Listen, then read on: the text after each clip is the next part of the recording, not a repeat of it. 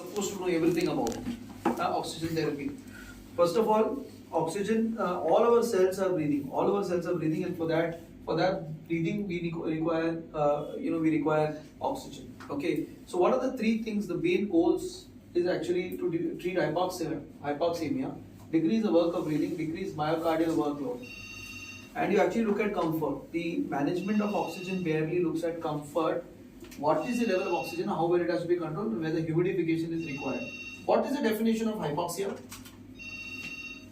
What is the definition of hypoxia?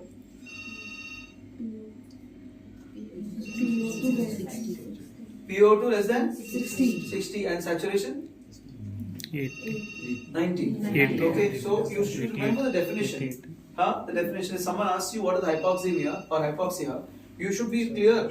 PO2 less than 60 and an SPO2 less than 90 is hypoxia. Okay, of course, when we are looking at ARDS, we are completely talking in a different sense, where you look at PO to FiO2 ratio and SPO to FiO2 ratio. PO to FiO2 ratio less than 300, less than 200, it categorizes as ARDS in the severe variety and ARDS. Similarly, SPO to FiO2 issues 315 and 213, 214. Okay, that also comes in favor of ARDS over there. But otherwise, hypoxia means SaO2 of less than 90% and 60%. Okay, so the indications is severe trauma, acute myocardial infarction, short-term therapy is what we are going to use oxygen on this for. Now, what is the content? Now, you must understand what is content. What you are measuring by saturation. Saturation से क्या measure कर रहे हैं? What are you measuring by saturation? O2 attached to the amount of O2 attached to the hemoglobin. The ratio of deoxyhemoglobin, oxygenated hemoglobin and deoxygenated hemoglobin. Correct. So, anyone can explain this once more? So, let's take the example like it's a goods train. If it's a goods train, the train is your cardiac output. And what is lying inside each of those carriages are hemoglobins, are oxygens. Okay, so one carriage can carry how much oxygen? One carriage can carry how much oxygen is what SpO2 is. Okay, one carriage. So you have a train. The train is going as cardiac output, and each of that blood volume contains hemoglobin. In that hemoglobin, each hemoglobin is attached by oxygen. Okay, so the amount of oxygen carried by each hemoglobin, versus that hemoglobin is not carrying is the SpO2. So if you have a train, okay, you have a carriage, you have multiple carriages, and you have hemoglobin, right? And here there is oxygen attached, here there is oxygen attached, here there is oxygen not attached. So what does the SpO2 diode do? The SpO2 diode has got a infrared spectrum. It actually releases infrared light of two frequencies, 990 and 660. And what that does, it captures deoxygenated and oxygenated blood depending on how much is reflecting back, and that ratio gives you SpO2 saturation. Okay, saturation. Clear on this? Clear on this? Whereas when you say content, it is a total amount of oxygen that is carried. So there are two carried versus one. It's different. Okay, total amount of oxygen carried. So the total amount of oxygen over here, look at the calculation what it comes in. This is something you should know. If somebody asks you what is the oxygen carrying capacity of your blood, you should know this. Okay, so it's percentage of saturation. We say that one molecule can carry 1.39. So 1.39 into the content into PO2 into 0.003, which actually says if it is 15, it is 90, it is a saturation, PO2 is 100, then 1.39, okay, into 98% into 15 will give you 20.7. So 20 ml per dl. This is the carrying capacity of your blood. Clear on this? So carrying capacity is clear. 1.34, 1.39 or 1.34 into percentage saturation, SpO2 into the content. Plus PaO2 into 0.003. Clear on this? So that's why when you say the amount of oxygen carried is 20. Okay, 20. Clear on this? And the arteriovenous oxygen difference comes as 5. It comes as 5 because 15 is what comes back. So in short, if you want to, that's why you need to look at saturation. It is not equal to the content. So if you have 100% going from here, what's coming back is 75%. What is taken up is 25%. So your mixed venous saturation will be 75%. 100% is the artery going. You are understanding? 100% saturation. But when you want to do your mixed venous saturation, that is after it has been taken up. For example, it is going from the heart outside. It is going from the heart outside, going from the lungs and coming out. It's 100%. Right? Then it comes to the tissues. The tissues extract that oxygen. What goes back is 75%. That means how much is getting extracted? 25%. So you have got a huge leeway. You've got a huge leeway. You've got a huge leeway here. Clear on this? Alright. So the content carries 920 ml, but the PO2 content carrying is 1.5%. PO2 is not always the most important oxygenation indicator. PaO2 is not important. That's why on an ABG, what is more important is your saturation. What is more important in ABG is saturation. Clear on this? PO2 is dissolved, no? PO2 is the one that is dissolved over here.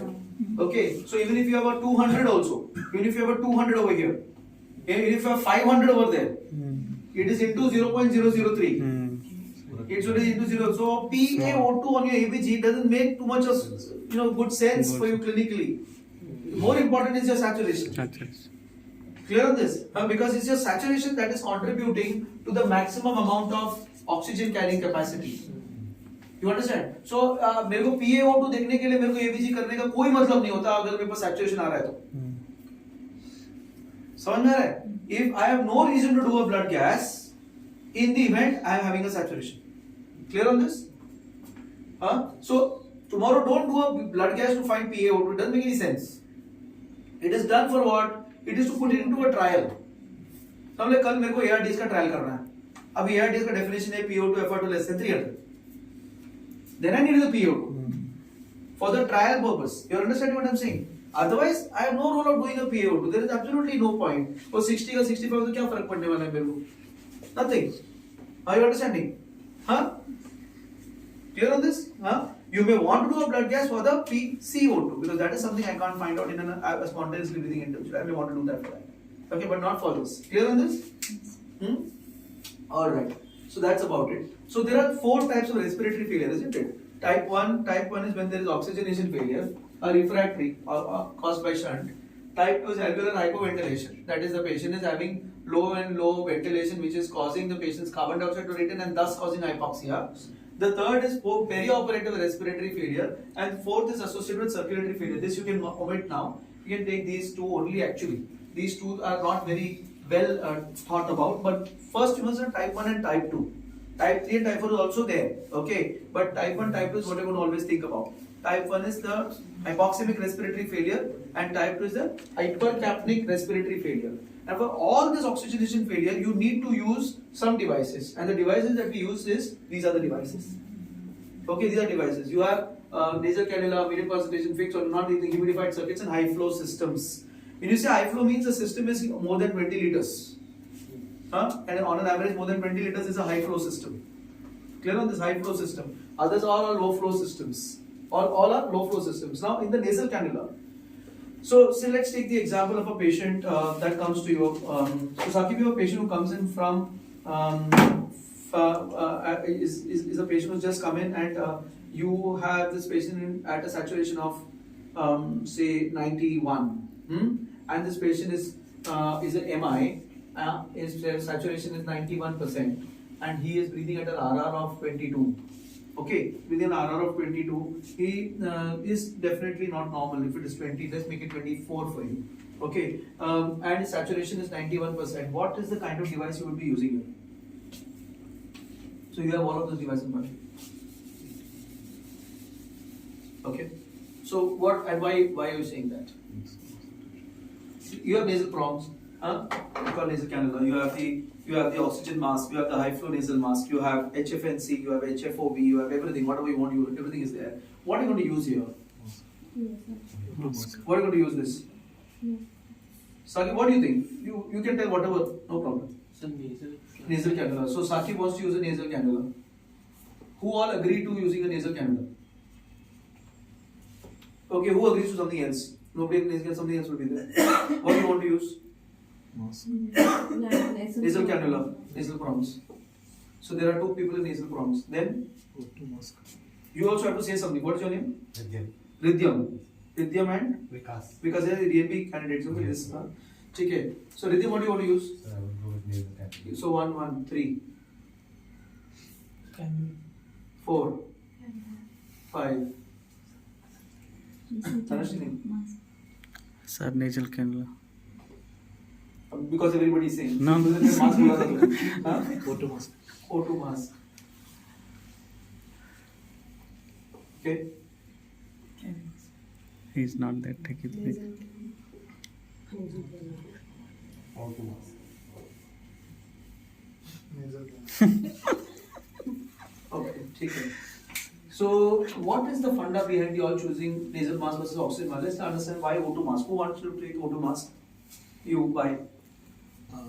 Sir, because already if you are putting this respiratory rate is more here, so his work of breathing is more. So if it is using this cannula, there can be leak and this oxygen properly that fixed amount won't get the patient. So his respiratory rate will increase for getting that. Anyone want to counter this? Face mask में fix amount नहीं जाएगा sir. For that we have to use non-breathing bag and something like that. So the answer is something like this. Let me explain to you. Okay. So this is your nasal nares. Okay. This is the dilution. This is your nares. Yeah. So Size of the this is your nasal cannula. This is your nasal cannula, right? This is your nasal cannula. Now let's take what's happening over here. Okay.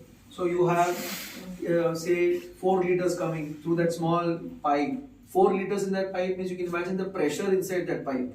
If you're putting 4 liters in that thin pipe, you can imagine 4 liters is how much? It's 4 coke tins, coke के cans 4. उसको हम लोग ने इतना पतला सा pipe में डाला है nasal prongs का. ठीक है? That means the force coming from here is very high. The pressure inside this is very high. Right? The pressure is very high. Now the pressure that comes in over here will be very low suddenly. When it opens up inside the nose, the pressure will become very low because it's coming from very high pressure. Tuck करके it's opening up. So what is going to happen? Air is going to rush in from outside inside. And the dilution is going to occur, and that dilution is responsible for causing all the FiO2 that you have. Now, this is going to work only and only when your patient is breathing very calmly. The moment the patient starts breathing heavily, the dilution becomes double, triple, 4 times. Dilution becomes double, triple, 4 times. You're understanding? So that means you are at 4 liters and you are expecting that the patient will have probably somewhere around 28%, but you will get only 21 or 22% because the amount of air dilution will be so much that will cause a problem. So the ultimate answer to all this is I will not use a nasal cannula if the patient has got a respiratory rate that is more than normal. In a calm breathing individual, the nasal cannula will function in this proportion. In a calm breathing individual, or in a calm breathing individual whose pulse rate, who's breathing at a rate of 10 and 12, the nasal cannula per liter goes up by 4%. In a calm breathing individual, so you have 21, 25, 29, 33, like that you go ahead. You understand? In a calm breathing individual. But if the patient is breathing heavily, this is not the place. For example, I have a patient whose FiO2 is 21%. Or 20, say 30% on endotracheal intubation, 30%, 35%. We decided to wean this patient. I'm not going to wean this patient and put this patient on nasal prong. It doesn't make sense only because post-extubation patient will be breathing heavily. If the patient is breathing heavily, I need to give a higher proportion of oxygen. I can't dilute it too much. Since I can't dilute it too much, the way I can do that is by putting a mask. Better to have a mask as compared to a nasal prong over here. Okay, a nasal prong per se can be quite. Who has used a nasal prong till now? Anybody used it? No, nobody had COVID here? COVID. But we didn't have oxygen. किसी को COVID नहीं हुआ था? मेरे को हुआ हुआ ना तो nasal prong यूज किया रहेगा ना? क्यों क्या होता? आज ऐसा COVID था क्या? You had COVID ना? You had put nasal prong? Yes. For 2 days. Right. So I used nasal prong for like before I had that arrest and all. Before that I used it for maybe around 7 days. 6 to 7 days I was using a nasal prong. It was horrible. It was really horrible. One of the most worst experiences in my life is that nasal prong. Worst experience. It stings your nose. It literally stings your nose. Okay, you wear it and it stings your nose. And then you don't know what to do. It's so irritating. It pains to an extent that I asked for fentanyl. It was paining so much that I asked for fentanyl. It pains here. You can start feeling headache over here. Okay. Morning. Hello. Hi, Yogesh.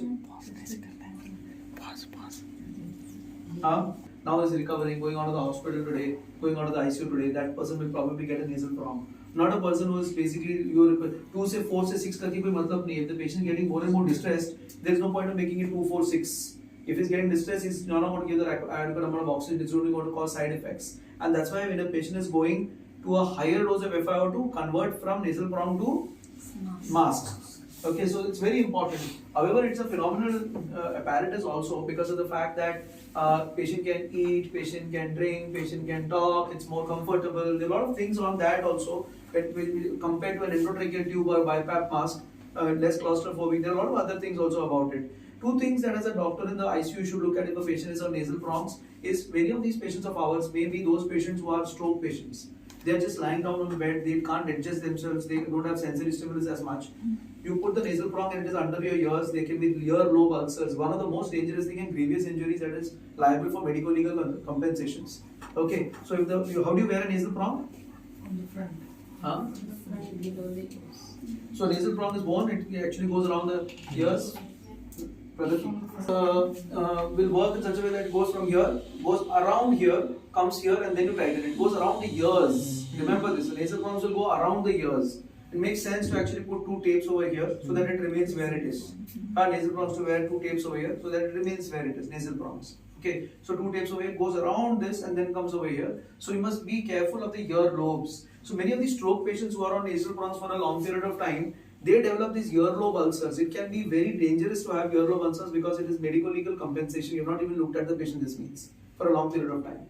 Nasal prongs. So this is also the difference between a high flow nasal cannula nasal prong and the nasal prong that you are otherwise using. What is the difference? Sorry? Even the direction as well as the size. Both of them are different. Okay, the direction is such that it is occluding the nostril, almost occluding the nostril. The size of the cannula is as the prong is as much as it almost occluding, and it is not straight up. It is curved inside. It is curved inside. So there are 2 different things that are occurring when it comes to high flow nasal cannula in this case. Okay, remember this: a higher flow will not increase the FiO2. Okay, so if your saturation is not coming up with 2 liters, you can't make it 4 liters. It is not going to increase your FiO2. Okay? Hey, तुम लोग doctors आए देंगे. You have to go. हाँ? ठीक है? Clear on this? हाँ? FiO2 will. Clear on this? Huh? That's why it's important that you remember this: that higher flow will not increase the FiO2. Very, very important for you all. Very, very important. Okay. Now this is called as a low flow system. Another low flow system that is there because it's less than 20 liters. It's still a low flow system. Now, how does this work? This is also called as a Hutchinson's mask. Okay, it's also called as a simple face mask. It's also called a simple face mask.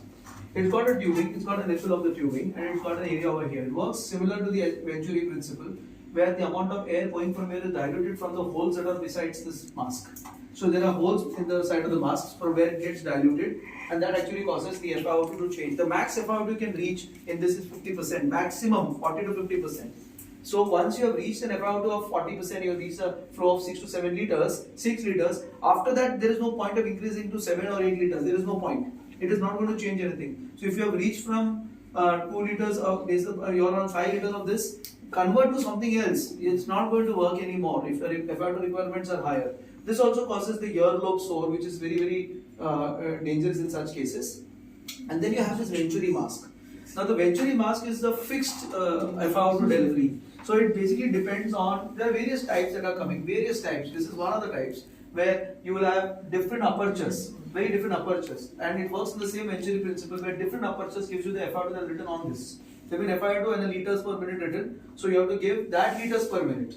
If you give that liters per minute through this particular aperture, it will give you that FiO2. So it's a fixed performance device. It's a fixed performance device. This works very well when you have T-pieces.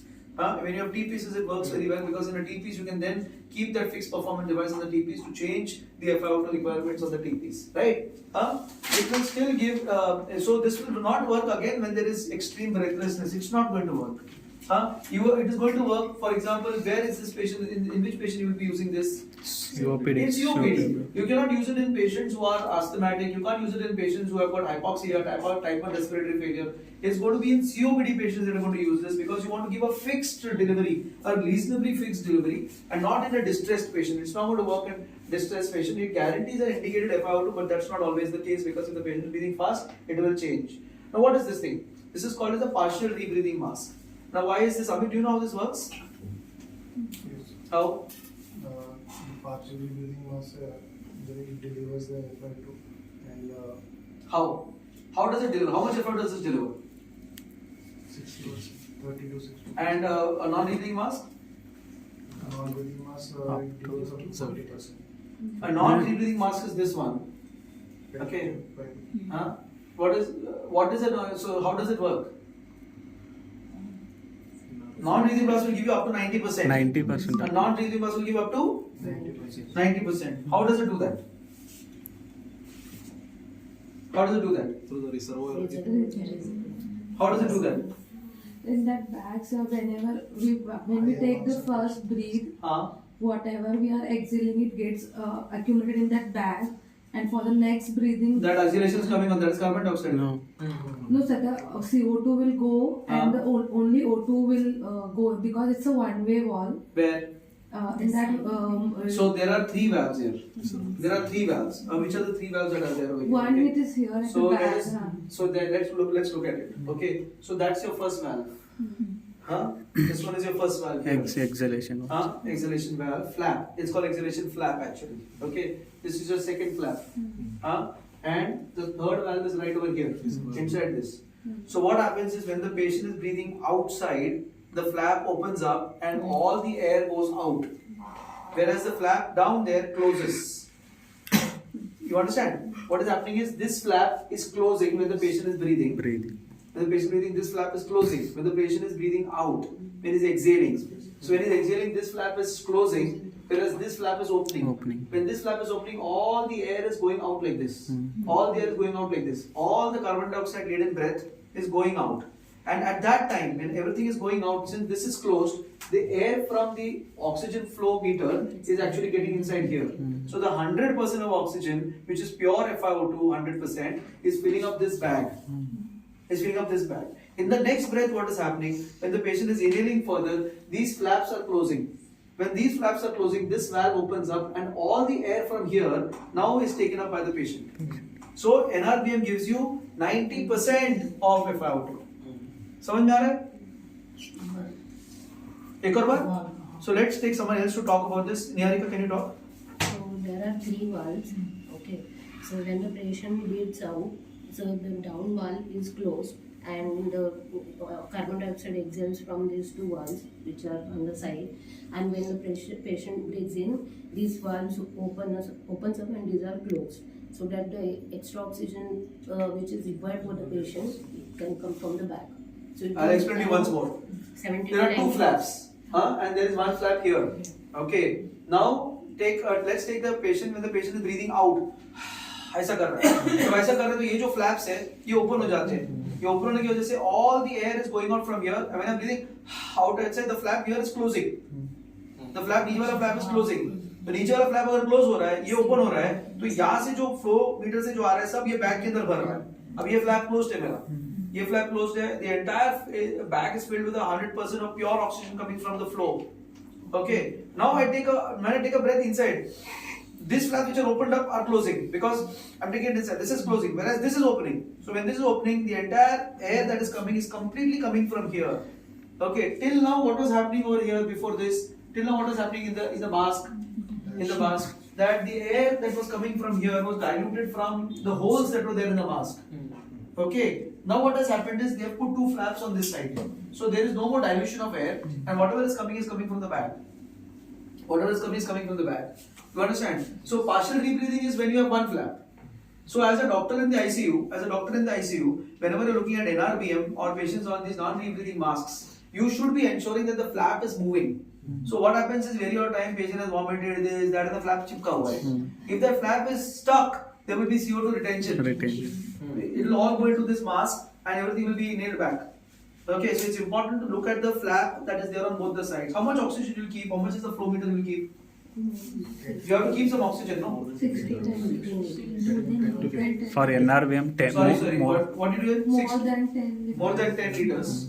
8 to 10. Anybody wants to differ here? 10 to 10 to 15, 11, 12, 13, 14, 15. 15. 11, 12, 13, 14, 15. Which one? 10 to 15. 15. No, 10 to 15 नहीं. Don't tell one number. 10 to 15 तो nurse को बोला 10 to 15 को खड़े के 10, 15, 10. तो नहीं कहना. But 10 or 15. 10. Minimum 10. Clear 10 to 15. So answer is it's not based on how much you want. It's based on how the patient is breathing. Minute If the 20. patient is breathing excessively and is breathing at 20 liters, 20 lit. वो 10 litre कुछ काम नहीं करेगा तेरे को. Hmm. If he's breathing at 20 liters, this bag capacity is not that much, na? You're understanding? So it depends on how much it is. So you are going to keep the liters as much as the bag slightly deflates. As much as the bag slightly deflates. समझ में आ रहा है?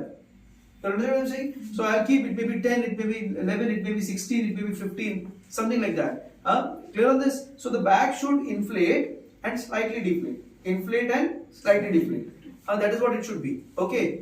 That is the ideal amount of. So on an average, it is somewhere around 14, 12, something like that. It is above 10. It is usually because you will not keep. This patient is not that patient who is normal. This NRBM is only a bridge between intubation. So you can't keep on this NRBM for like 5 hours and 6 hours. Doesn't make sense only. Either this patient needs to get intubated or needs to get better. You can't have the patient on NRBM for like 8 hours. In your whole shift, your patient on NRBM, it is wrong. It is completely wrong to do something like that. He either needs an intubation or your problem is not being solved. Samjh mein aa raha hai? Any questions? NRBM is only a bridge. It is only a bridge pre-intubation or improvement recovery. Sir, what was the difference between PRBM and NRBM? So the partial rebreathing mask will not have both the valves. There will only one of the valves. One also. So there will be some extra air dilution. I can't say how much FiO2 patient will go in, but it will not be 90%. When do we use that? 60. I think between the NRBM and your Hudson's mask. Say you are at 40%, you want to. Ideally, now we normally don't use all these devices because nowadays we have got HFNCs where we can actually deliver exact amount of FiO2. 60, 70, 30, 40, we can deliver that. So we are using HFNCs more. But say you are on a Hudson's mask, tomorrow you want to use an NRBM, your Hudson's mask, something you need between all the valves, it becomes partial rebreathing. Okay, that's how it is. Alright, just one more device that is there in the market. Right? Right, so this is how it kind of, the Bernoulli effect. All this works on something called as a Bernoulli effect. Similarly, our nebulizer also works on a Bernoulli effect. How does a nebulizer work? So the nebulizer that you use here, what is it called as? What is the nebulizer that you're using? What is it called as? The nebulizer we're using is called SVNs, small volume nebulizers. They are called as small volume nebulizers, SVNs. Okay, of which the one that we're using is a pneumatic jet nebulizer. Okay, that is a pneumatic jet nebulizer. How does that work? Any idea how that works? Sorry? From narrow constriction, it opens into. Venturi principle. So the pressure here, high pressure to low pressure. It will come with high pressure. It will. Nebuliser कैसे आ रहा है? वो तो समझे. वो तो virtually principal होगा. लेकिन ये नेबुलाइज कैसे ये कैसे बन रहे हैं इसको? Droplets. Droplets. हाँ. So how this works is based on a baffle effect. Okay, it's called the baffle effect, where you have. If you open up, you will find something like this inside. Yes. And you fill it to a certain volume. That volume cannot increase. You give water or air from here in a big amount. There's a small point from which the air will escape out, from which the flow or oxygen escapes out. There is a baffle. A baffle is a small device that is there ahead of it, very small microscopic device. When the air escapes from here, it pulls this up. It pulls the water from here. Because it's low pressure, it pulls the water from here. You understand what I'm saying? This is a closed system, right? It's a closed system. It pulls the water from here, it hits the baffle, and it then becomes aerosols. If you know aerosols. Clear on this? That's how it works. Jet nebulizer works by a Venturi principle and a Bernoulli's effect, where it actually causes the water to rise up and then it hits the surface and forms droplets. Okay, it forms aerosols. Okay, so the approximate size of that can be somewhere between 4 to 20 microns. Is the mass median aerodynamic diameter of that particular small solute. Clear? That's how this a jet nebulizer kind of works. Very different from how the aeroneb works. Aeroneb doesn't work on Venturi principle. Aeroneb completely works on something called vibrating mesh nebulizer technology. We do nebulizer, we will come to that. Okay? So this is exactly what I was talking to you about. How you can the FiO2 doesn't change if the RR increases. So 30 liters per minute, 30 liters per minute is the minute ventilation. RR is 40 and pressure of 750. Non-respiratory distress say 10 and 500. Okay. Oxygen flow rate is 2 liters per minute. That means 2 liters per minute of 100% oxygen, in this case, plus 28 liters because he is taking 30 liters of minute ventilation. So 2 liters plus 28 liters. That is the air is drawn into the mask, which means that the FiO2 per se is 26%. FiO2 is how much? 20. understand ना FiO2 here? हाँ समझ में आ गया तुमको ये add करके देखा हमने FiO2. FiO2 comes as 26%. Now the same patient if he is not distressed, I'm giving the same amount of oxygen. 5 liters per minute, 2 liters per minute, 2 liters of oxygen plus 3 liters because it's 5 liters total drawn from the mask. FiO2 is 53%, double. It's double. You understand? So everything on oxygen therapy will depend on minute ventilation. Everything on, you understood this, right? Very simple it is. Everything depends on your minute ventilation. The higher your minute ventilation, you need to give more flow into the chamber. That's why in HFNC you can match the flow. When the patient is breathing at 40, 60 liters, you can still match the flow. You understand? That is the difference which in HFNC with these kind of devices which are fixed performance, variable performance devices. Clear? Okay. So you should be giving oxygen only to those patients who are in need, and that's why consider oxygen as a drug. It's important to humidify the oxygen as much as possible, otherwise it causes other problems, which includes dryness, which includes the absolute humidity going down, reducing oxygenation. So humidity is required. For any patient who's on oxygen, humidity is required. Unfortunately, there are certain devices in which we can't provide it. Like for example, a nasal prong. Like for example, a Hudson's mask. Like for example, a BiPAP machine. Very, very difficult to provide humidification. But as much as possible, these patients should have humidification. As much as possible, they should have humidification. That absolute humidity of more than 45 is very, very essential to improve. You normally are, otherwise in endotracheal you are bypassing everything. The nose, the mucosa, everything you are bypassing. Okay? And not only that, this air that is coming from where? It is dry gas. From where it's coming? From a plant. This air is coming from a plant which is dry, completely dry. Okay? It's not the normal air that you breathe. That's why you need to humidify it. Use the lowest FiO2. So every time you are in the ICU now, keep reducing the FiO2. It gives you clear ultimate understanding, okay, this patient is worsening or not getting better. So for example, if the patient's saturation is 100% and he's at a 40%, come down. Come to 35, come to 30, come to 25, come to 24. Because if the patient worsens, you will find out na, ki worsen ho raha hai. You understand? Don't let it remain at that top level. Use the lowest possible. Use it for the shortest possible time because of the fact that giving more oxygen can cause oxygen toxicity. There are many reasons why oxygen toxicity can come, right from free radical to atelectasis to everything, a lot of other things. So it's important to use it for the shortest possible time. Keep it definitely less than 50% as much as possible. And it is very important that all these equipments that we have, all these equipments are checked for contamination. All the equipment, they all can have contamination, nasal prongs, like masks, everything. So don't let the mask be just lying around. Cleaned and kept inside the green sheet. It should be like that. Cleaned and kept. It cannot be not cleaned because they are all contaminant source. Okay? Any questions on oxygen therapy? This is very different from TPs. Okay, TPs is also a form of oxygen therapy, but in TPs it works in a completely different mechanism. How does the TPs work? But TPs will work based on what is the minute ventilation again. Okay, so in the TPs, if you have a TPs like this, okay, the first breath that the patient takes from here as well as from here. Okay, the next breath that the patient takes, there is a pause over here. This is the first breath. He's taken it. Okay, then there's a pause. Okay, in the pause, what's happening is air from here is flushing out everything from here. Okay, then the next breath is when the patient is breathing out. When the patient is breathing out, it is breathing outside. Most of the breath is now accumulated. Many of the breath is going out, and most of them is accumulating in the over here. Before the next breath starts in, I want to wash this out. Before the next breath comes in, I want to wash this out, and that is why the flow rate comes from here. So I can't reduce my flow rate. Again and again, I'm telling. Yesterday also somebody was reducing the flow rate. It doesn't work like that. समझ में मैं क्या बोल रहा हूँ? I can't say that I'm giving 10 liters or tomorrow give 8. The day after tomorrow give 2 liters. It doesn't make sense only. Because what is going to happen is if you reduce your flow rate, the carbon dioxide will remain here. The next breath will take that carbon dioxide inside. We need it to wash away.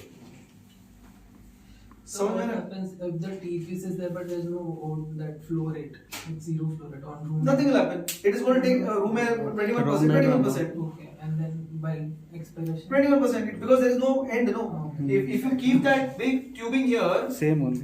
then what is going to happen? It will take the carbon dioxide from there. If once this tubing is in place, I need to wash out the carbon dioxide. On an average, to wash out the carbon dioxide is 1 to 1.5 times a minute ventilation. On an average, 1 to 1.5 times a minute ventilation. So 6 to 8 is normal minute ventilation. So you should never come less than that. You understand? Don't come, I'm reducing my FR to, I'm reducing my flow from 6 to 5 to 4. It doesn't make sense only, no? It doesn't make sense. You understand? Because it has to wash out that carbon dioxide out. You're understanding? You understanding this? So if you increase the flow from here, it will wash out the carbon dioxide from here. That's how a TPS works. That's how a TPS works. Clear? So don't reduce it. Don't reduce the FI outputs over there. It has to be at 8 or something. Don't reduce 6 to 8 को रखो उधर. ठीक है? Any queries on oxygen therapy? Any queries? Apart from this, the interfaces that you also can have, there are interfaces, there are NIV interface. When you come to NIV interface, we can talk about it. What is the nasal bronchology, HFNC, what is the difference between that, there's all those things. But that comes in a completely different device. This is oxygen therapy only. Okay? Stop. So why do you keep that long tube this side? Why?